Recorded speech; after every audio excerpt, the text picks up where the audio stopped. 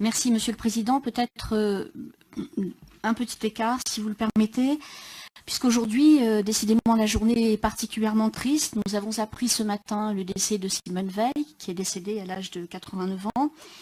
Et depuis ce matin, nous voyons ces portraits repris par ces différents portraits à tous les âges, à différents âges, qui sont repris par les médias et dans les réseaux sociaux.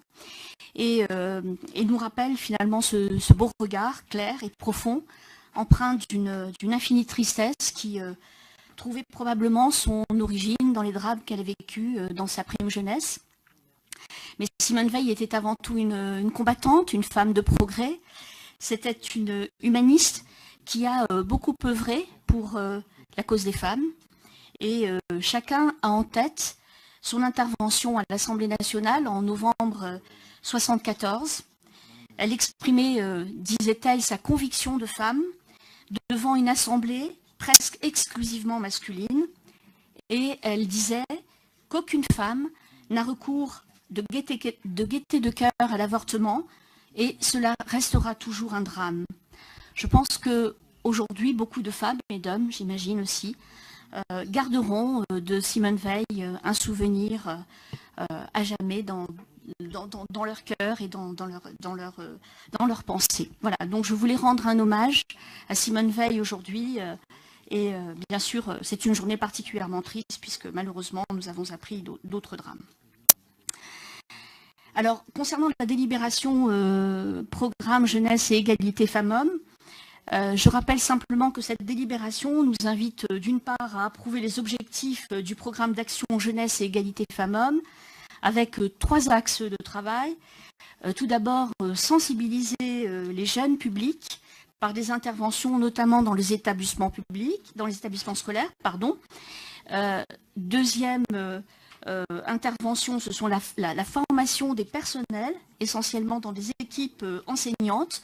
Et nous avons un partenariat notamment avec l'établissement supérieur de professorat et de l'éducation. Et enfin, un appel à projet Jeunes pour l'égalité. J'y reviens dans un bref instant. Tous ces éléments-là, nous les avons présentés notamment en février dernier, lorsque nous vous avons présenté le bilan égalité et notamment le travail réalisé par la Maison pour l'égalité. Et je ne reviendrai pas sur les détails de tout cela, j'imagine que vous les avez en tête, j'en suis persuadée.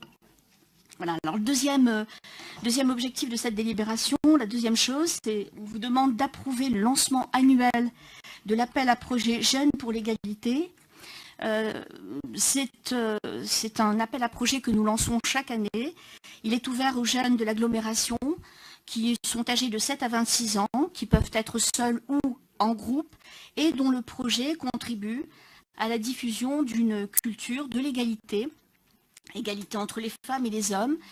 Les thèmes peuvent être divers, ils peuvent concerner les questions de mixité, d'égalité, de respect, de lutte contre les comportements sexistes, de lutte contre les violences, et les formes d'expression peuvent être également très diverses. Ça peut être la production écrite, ça peut être des bandes dessinées, du théâtre, de la photographie, des expositions, de la musique. Les projets retenus sont présentés lors d'un événement grand public qui se déroule généralement en mai et juin. Ces appels à projets peuvent amener une aide de la part de la métropole, une subvention. On a un budget global de 10 000 € par an, donc ces subventions sont de l'ordre généralement de 600 à 800 € par projet. Un jury s'organise généralement au mois d'octobre. C'est un jury que j'ai le plaisir de présider et qui réunit un certain nombre de communes qui sont impliquées dans le réseau égalité. Voilà, donc tous les projets peuvent faire l'objet d'un accompagnement spécifique de la métropole, et notamment de la Maison pour l'égalité.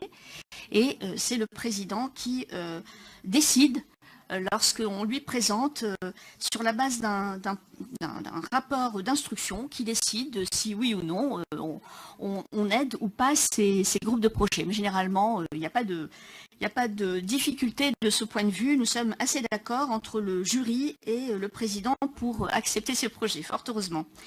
Voilà, je voudrais simplement signaler que l'événement 2017 s'est déroulé le 12 mai dernier.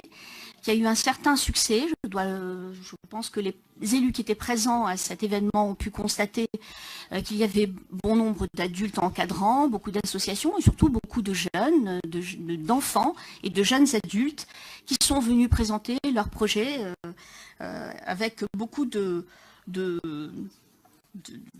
détermination, je dirais, dans notamment la défense de cette égalité entre les garçons et les filles.